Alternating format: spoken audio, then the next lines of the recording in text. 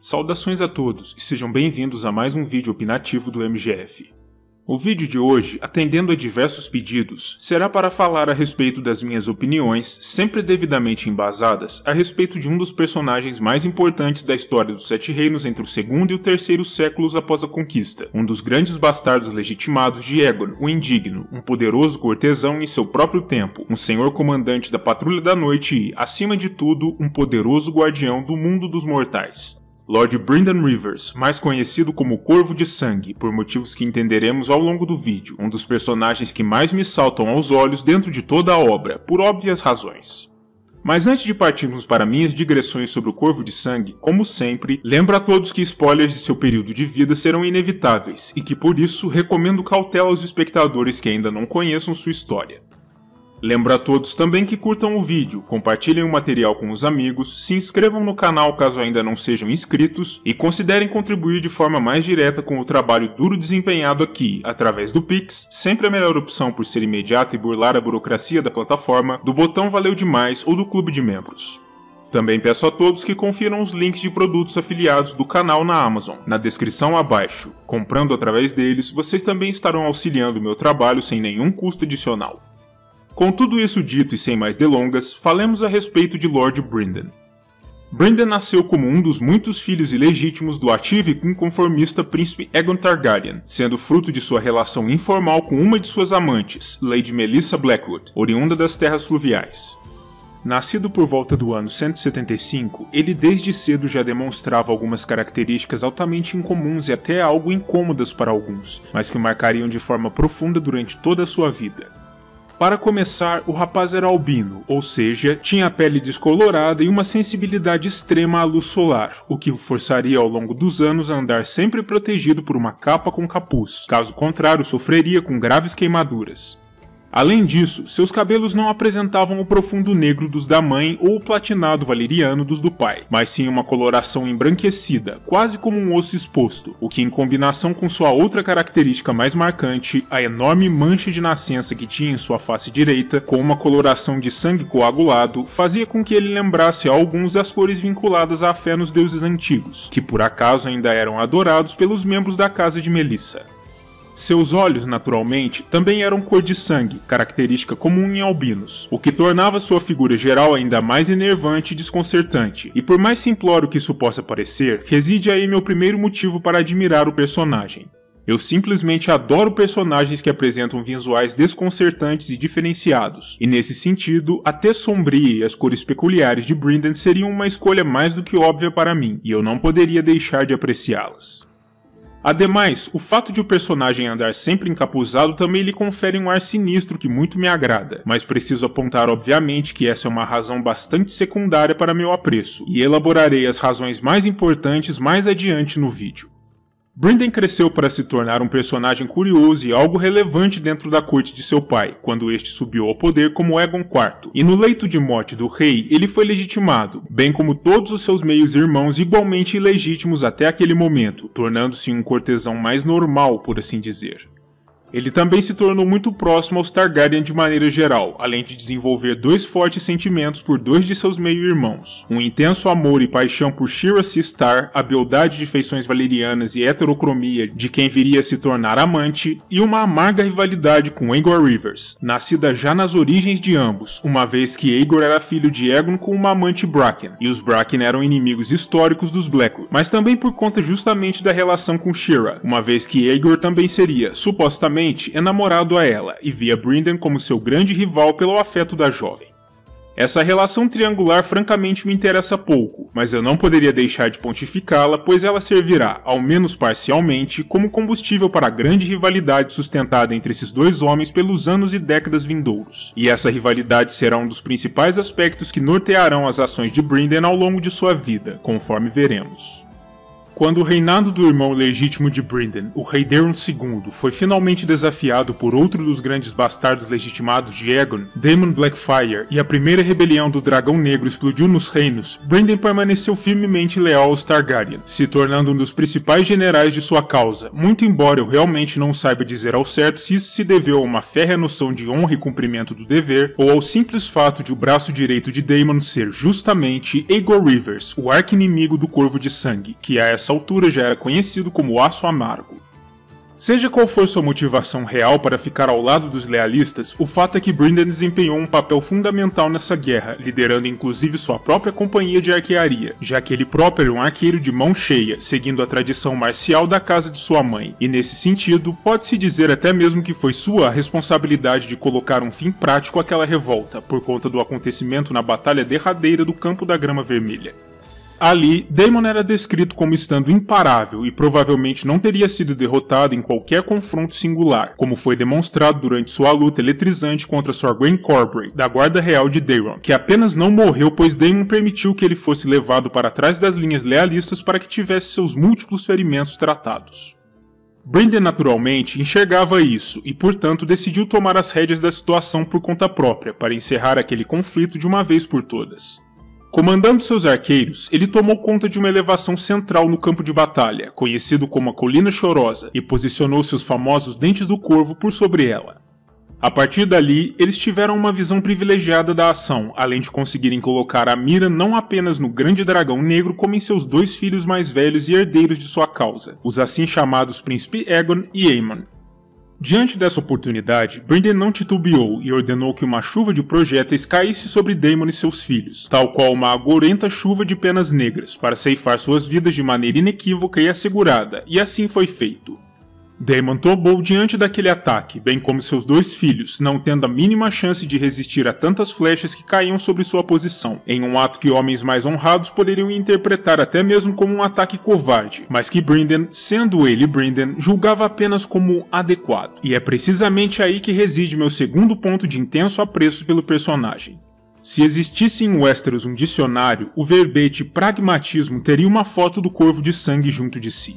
Eu não consigo, sinceramente, pensar em nenhum outro personagem em toda a obra que melhor personifique esse conceito que me é tão caro quanto Brynden, pois ele simplesmente não se importa com nenhum tipo de validação moral de sua conduta, mas apenas se ela é ou não eficiente. Se alcança seu objetivo final, já está de bom tamanho para ele. Na afetada e hipócrita corte de Westeros, pessoas como Brynden são frequentemente abominadas, mas é inegável que seus métodos eram muito eficientes, tornando-o em um dos maiores estadistas e comandantes militares de seu próprio tempo, além de torná-lo também um dos personagens mais interessantes desse período histórico. Ainda que não saibamos sobre ele tanto quanto gostaríamos de saber, pois Fogo e Sangue Volume 2 ainda permanece por ser lançado, quando a história do Corvo de Sangue será elaborada de forma mais profunda. Depois de findada a guerra, havia ainda a questão do que fazer com os rebeldes que sobreviveram e que haviam sido capturados, e em conformidade com seu caráter implacável e pragmático ao extremo, Brynden desejava que todos fossem sumariamente executados, para que não tivessem sequer a chance de voltar a ameaçar o reinado Targaryen, mas ele acabou sendo derrotado pela proposta do príncipe Baelor, filho primogênito do rei, que advogou pelo caminho da clemência. Anos mais tarde, em 209 após a conquista, já durante o reinado do sucessor de Daeron, o rei Aerys I, Brynden se tornou mão, e seu primeiro grande desafio foi justamente lidar com aquilo que havia ceifado as vidas não só do rei anterior, como também de diversos outros Westerosi, grandes e pequenos, a Grande Praga da Primavera, que assolou os reinos entre os anos de 209 e 210. Brynden, na qualidade de mão, tinha o objetivo de deter e tentar mitigar os danos causados pela doença, e a solução encontrada por ele para lidar com a calamidade foi característica e radical. Ele ordenou aos piromantes reais que reunissem uma força-tarefa, recolhessem os corpos em putrefação das diversas vítimas da doença em Porto Real e atirassem todos nas premissas do arruinado Fosso dos Dragões, outrora o local onde as criaturas aladas da casa Targaryen eram guardadas e protegidas, mas que agora não passava de uma enorme ruína oca. Depois de reunidos, Brynden ordenou aos piromantes que simplesmente inundassem os corpos em chamas de fogo vivo, pois acreditava que a infecção se dava a partir dos corpos dos falecidos, e por isso desejava destruí-los por completo para diminuir o número de novos contágios e, com sorte, suprimir a doença. Disse que as chamas verdes arderam com tanta intensidade que, durante as horas da noite, a luz esverdeada produzida por elas podia ser vista de qualquer ponto da capital. Mais uma vez, Brynden demonstrou seu caráter pragmático, passando por cima de qualquer consideração quanto à sensibilidade, aspectos religiosos ou simples decência humana, e simplesmente ordenando que todos os corpos mortos fossem reunidos e obliterados, pois para ele, a supressão da doença e o cumprimento de seu dever eram as únicas coisas que realmente importavam. Uma atitude dura? Sem dúvida nenhuma. Uma atitude eficiente? Tendo a pensar que sim. Uma atitude admirável? Para mim, com toda certeza. Contudo, suas ações brutais não passariam despercebidas pelo povo comum dos reinos, e quando uma grande seca atingiu Westeros pouco após o final da praga e diversos plebeus e camponeses simplesmente abandonaram suas terras secas em busca de locais onde pudessem se sustentar, Brynden emitiu ordens demandando que todos os súditos do reino permanecessem em seus devidos locais de origem, proibindo tais deslocamentos, mas dessa vez poucos foram os que lhe deram ouvidos, pois o povo de maneira geral passou até a amaldiçoá-lo, acreditando que seu caráter maligno e inconsequente era precisamente o motivo de existir uma seca em primeiro lugar, pois os deuses estavam punindo os reinos pelas atitudes de Brynden, que era afinal de contas um assassino de parentes por ter matado Daemon e os filhos. Brynden ainda agiria de forma decidida mais algumas vezes nos próximos anos, como na supressão de mais um capítulo nos conflitos intermináveis entre os Blackwood e os Bracken, ou na instância em que freou os ímpetos de insubordinação de Lord Dagon Greyjoy, embora não saibamos exatamente como isso se deu. Contudo, a próxima grande atitude digna de nota do Corvo de Sangue se deu apenas em 212 após a conquista, quando Lord Aemon ficou sabendo, através de sua intrincada rede de espionagem, da reunião subversiva que vinha acontecendo na fortaleza de Alvas Paredes, nas Terras Fluviais, o embrião de mais uma rebelião Blackfyre. Ao saber disso, Brynden não perdeu tempo, reunindo uma força formidável na capital e marchando pessoalmente até o Tridente para confrontar os rebeldes em potencial e suprimir a revolta antes mesmo que ela se iniciasse. Quando Brynden e suas forças ali chegaram, não houve sequer uma necessidade de luta. O rebelde em potencial, Daemon II, foi entregue de bandeja a ele, e ainda por cima o desafiou a um duelo singular, o que Brynden desdenhosamente recusou, ordenando sua prisão.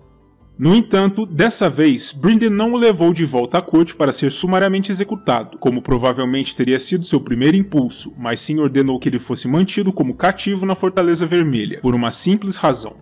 Ele sabia que o maior comandante e a maior ameaça das forças rebeldes não era aquele jovem tolo que nem sequer conseguira colocar uma força combatente em campo, mas sim seu velho inimigo Aço Amargo, que havia escapado de Westeros ao final da primeira rebelião e que agora se encontrava com um grupo de dissidentes, do outro lado do Mar Estreito, apenas esperando por uma oportunidade para agir. Por isso, Brynden determinou que Daemon II permanecesse vivo e cativo para que Aço Amargo não pudesse coroar um novo pretendente Blackfyre, pois enquanto Daemon vivesse, Aegor não poderia apontar um novo sucessor do Dragão Negro e, desse modo, ficaria de mãos atadas, não podendo lançar um novo levante nem ameaçar os reinos. Esse tipo de planejamento político e estratégico era muito típico do Corvo de Sangue, um dos personagens mais sagazes de seu tempo, e é precisamente mais um dos motivos pelos quais o admiro profundamente. 7 anos mais tarde, em 219, a terceira rebelião Blackfyre aconteceu, dessa vez liderada pessoalmente por Aço Amargo, e foi mais uma vez derrotada.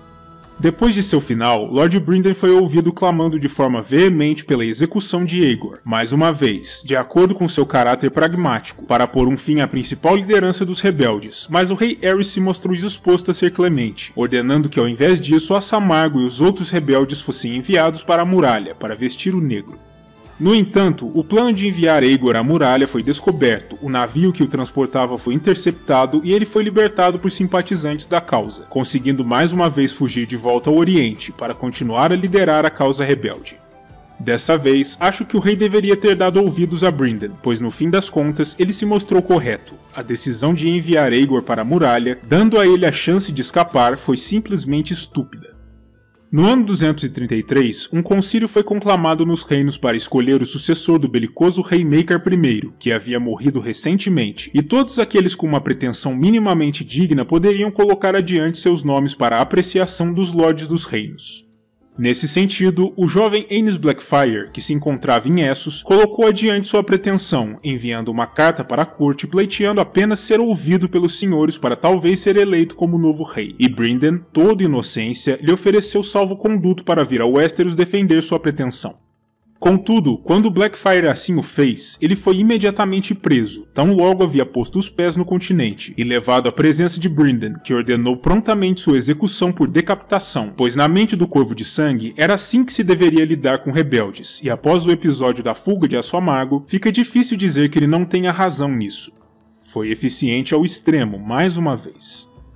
Contudo, ainda que a morte do pretendente Blackfire tenha servido aos propósitos imediatos dos Targaryen, assegurando a proteção de sua linhagem, o novo rei escolhido pelo concílio, Aegon V, quis dar aos reinos uma amostra de que não compactuaria com os meios nada honrados da mão, e por isso ordenou não só a destituição de Brynden, como também seu envio à muralha, como punição pelo que o rei via como o assassinato a sangue frio de um legítimo pretendente ao trono. Brynden, compreensivelmente irado e contrariado, protestou diante disso, afirmando que fizera aquilo com os melhores interesses da dinastia Targaryen em mente, mas seu protesto foi ignorado e ele foi ainda assim enviado para o norte, junto a diversos membros de sua companhia de arqueiros, na comitiva que escoltou o mestre Aemon, irmão mais velho do rei, que também tomaria o negro naquele ano. Brynden acabou aceitando seu destino eventualmente, e de fato, galgou rápido os degraus do poder dentro da Irmandade, vindo a se tornar senhor comandante da patrulha em 239, apenas 6 anos após sua chegada ao norte.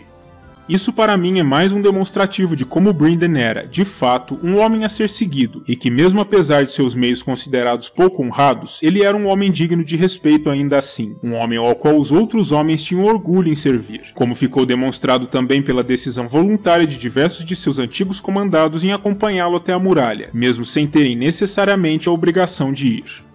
A trajetória de Brynden se encerrou formalmente no ano 252 após a conquista, quando ele e a patrulha que liderava para além da muralha se perderam e nunca mais retornaram. Mas pode-se dizer que o Corvo de Sangue ainda permaneceu entre nós, pois durante as crônicas ficou revelado que ele se tornou uma espécie de guardião do mundo físico, renascendo para uma nova vida, fisicamente mais fraco, mas mentalmente muito superior, e se tornando não só um arauto dos deuses antigos, mas também o grande mentor do rapaz escolhido, Bran Stark, que viria a se tornar o guardião da humanidade depois de si. Pois bem, essas foram minhas opiniões e minha visão pessoal sobre o Corvo de Sangue, e agora quero saber as opiniões de vocês sobre o personagem e sobre minhas digressões. O que pensam sobre Sor Brynden? Acreditam que ele foi um personagem importante por seu próprio direito ou não apreciam seus meios considerados sujos e desonestos? O que pensam a respeito da importância do personagem nas Crônicas de Gelo e Fogo e qual acham que será o seu papel nos últimos 2 livros da saga? Escrevam abaixo suas impressões nos comentários e eu verei a todos novamente no próximo vídeo.